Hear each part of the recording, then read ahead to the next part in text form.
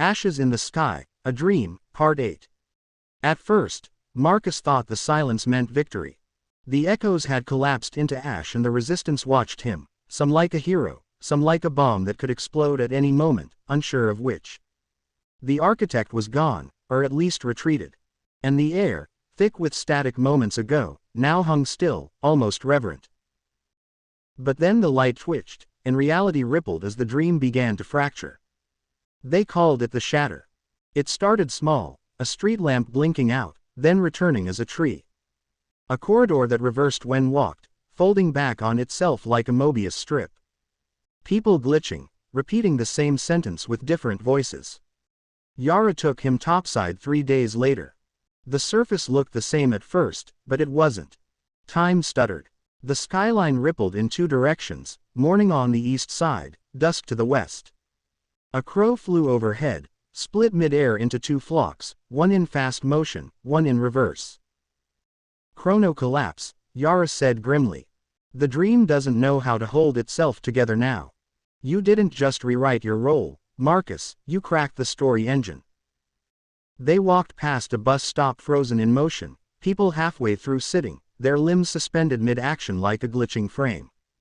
Across the street, a grocery store flickered between its past and present, 1 second filled with people, the next boarded up and abandoned.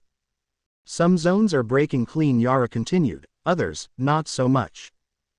He followed her to the edge of Division Row, a place that hadn't existed before. Now it was a border with one side of the street looping endlessly in spring, and the other side locked in winter twilight. People wandered both sides, unaware of each other, some flickering, some fading. Ghost cities and memory echoes.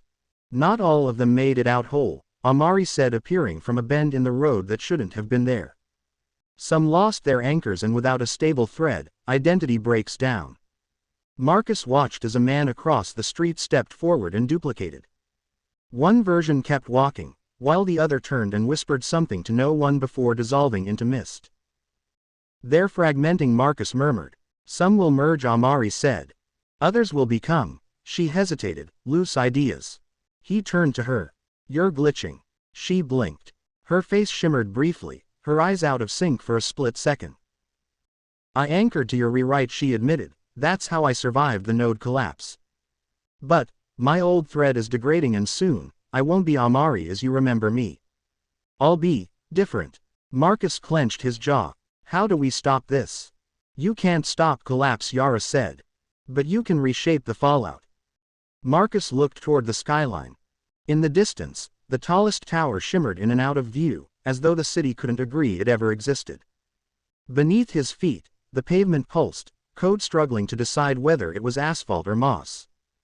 Behind him, a child laughed twice, but the second laugh belonged to a different voice.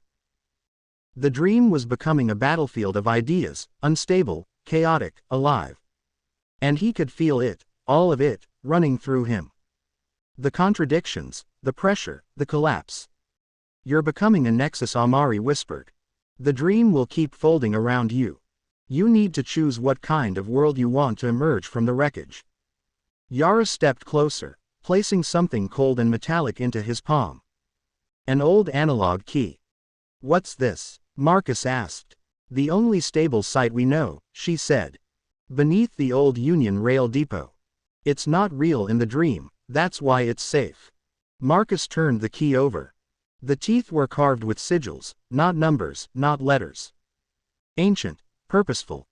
You've broken the dream, Marcus, Yara said.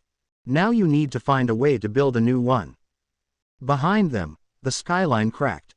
A tower folded inward like paper. Across the city, identities unraveled like thread in wind.